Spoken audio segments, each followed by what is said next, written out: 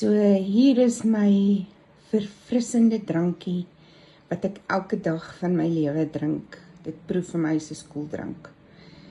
So wat ek doen is ek gooi vars uitgedrukte suurlemoensap van my eie suurlemoene van my eie suurlemoenboom in die erf.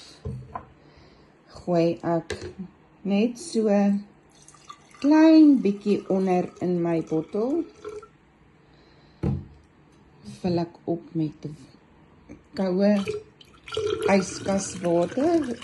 Mors ek vanmôre, die bottel is so vol.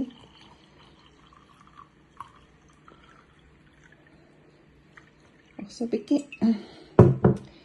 En dan, soos ek vir iemand nou die dag sê, my lemon, ek probeer 2 druppeltjies gooi en dan val daar 3.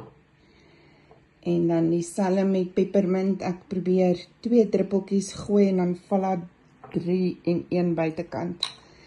So, dit is my drankie, wat ek elke dag van my lewe drink. En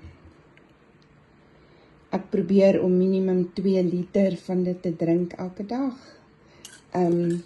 Baie dae kry ek 3 liter in.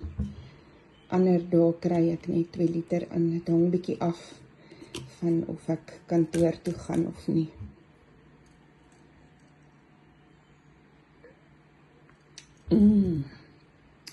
Heerlik. Bietjie te veel suurlemoensap ingegooi vanmôre. Maar dit is heerlik. Dit proe regtig vir my soos koeldrank. Lekker dag, bye.